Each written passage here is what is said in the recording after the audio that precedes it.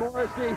And out for the California Quakes as they come around likewise. Number 13, this is Eric Slope, although I doubt seriously we'll see Slope get on his white pony as he's having to deal with his fellow number 13, John Morrissey. Morrissey, first he came down, then he brought the forearm up and it dropped Eric Slope. Now John Morrissey closing around Slope, now getting to his skates, trying to close. There is no question Slope, the quicker of the two skaters, but Morrissey with a very big full half a round lead. Sean Atkinson again, rotating back all by himself. The rest of his teammates virtually ignoring him, doing a good job of and gets setting up for the eliminator. Yet another reason he's getting absolutely no teamwork. Each of the jammers sneak by one apiece, but Hawk Atkinson right now is a man without a team. Well, Mark D'Amato, Tim Washington, and even little Richard Brown are fully aware of the status of Sean Atkinson with his teammates, and Mark D'Amato leaving to whatever. Bad is good, bad might be dead, but Mark D'Amato takes full advantage of the island that Sean Atkinson is on right now. You know, you brought up a very good point. Mark D'Amato, we talk about his diabolical tactics and everything else, but sometimes we're remiss.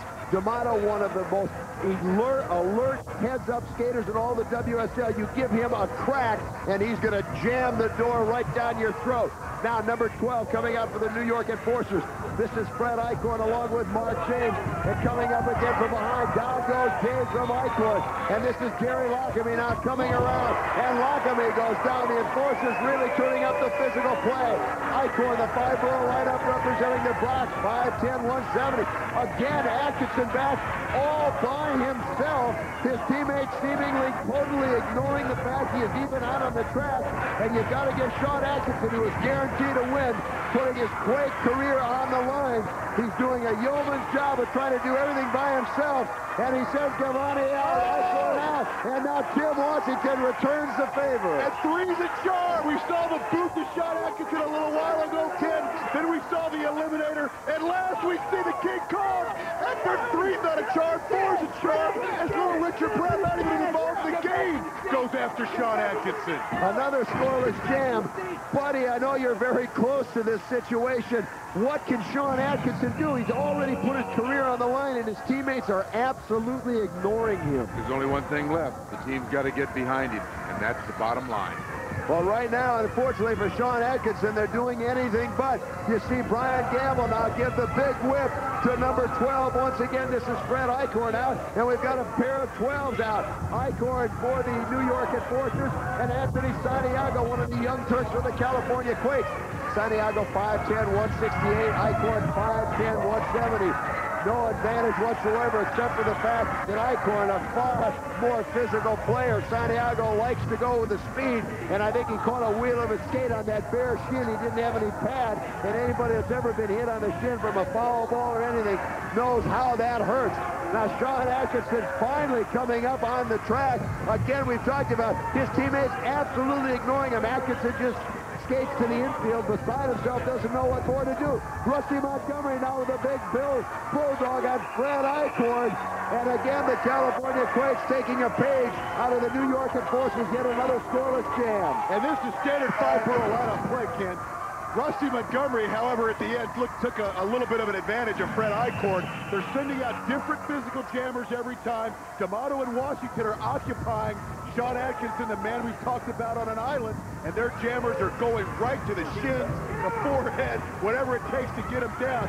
The speed of the Quakes is being totally offset by the just mean, nasty play of the New York Enforcers. We've had two straight scoreless jams, but that's no surprise. Whenever the New York Enforcers are on the track, they like the low-scoring physical defensive style.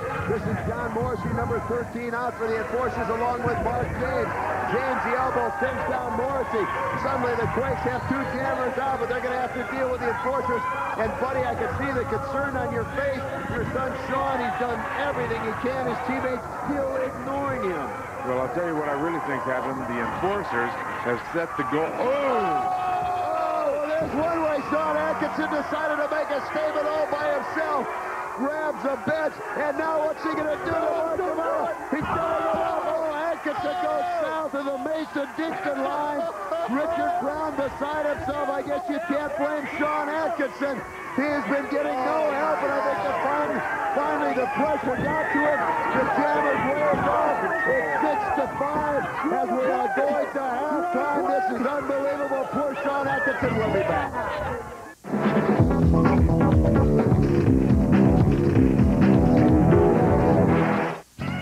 the New York Enforcers 6, the California Quakes 5. Welcome back, everyone, to RollerJam Arena. We're at halftime. I'm Ken Resnick, along with Lee Berman and Buddy Atkinson Jr. Certainly one of the big stories in the first half, Sean Atkinson guaranteeing a win, putting his future on the line. Buddy, your thoughts? I'll tell you what, he's doing it. He's pushing his team to get behind him and get out there and win. And I know they want to win, and I know Sean wants to win, and I think that's what's going to happen. Now, on the other side of the coin, I can't help but speculate. Sean Atkinson, there's been a lot of rumors that he's trying to get himself traded to the Florida Sundogs. Maybe he thinks if he just quits the California Quakes, he can go sign with the Sundogs. Food for thought, certainly. And Hawk, in that first half, we saw a lot of physical play and a lot of skaters taking some perhaps even unnecessary chances. Well, taking chances and food for thought and all this stuff, I just want to send a couple of cameras over to the Atkinson household for dinner, because there's a lot going on over there that really has ramifications through the World Skating League. But, Ken, you're absolutely right. Janet Abraham, you saw getting physical. You saw her lowering the boom. Sisters of Suffering. But right here, we got a pile up, and Heather Sunderman a little finesse to score some points. And it's certainly very appropriate in this game or any game that involves the New York Enforcers. We have a feature. Those of you that like physical play, push record on the VCR because it's the greatest hits of the WSL. Take a look.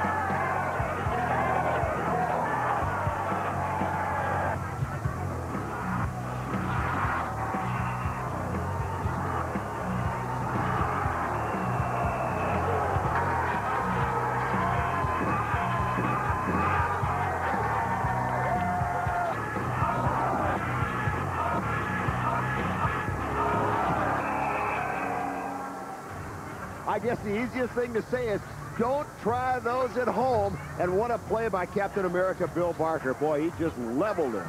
Well, Captain America, Bill Barker, is a man amongst men, really lowering the boom on him, and he always brings that kind of activity here to the World Skating. Now, I'll tell you, when we talk about big hits, we certainly, along with Bill Barker, always mention the likes of Mark D'Amato, captain of the Enforcers, and he is with Danny Wolf. Danny? All right, Mark D'Amato first. How are you doing? You just got leveled by a bench from the penalty box. You know what, Atkinson? This means war. I got little Richard out there. He's backing me up.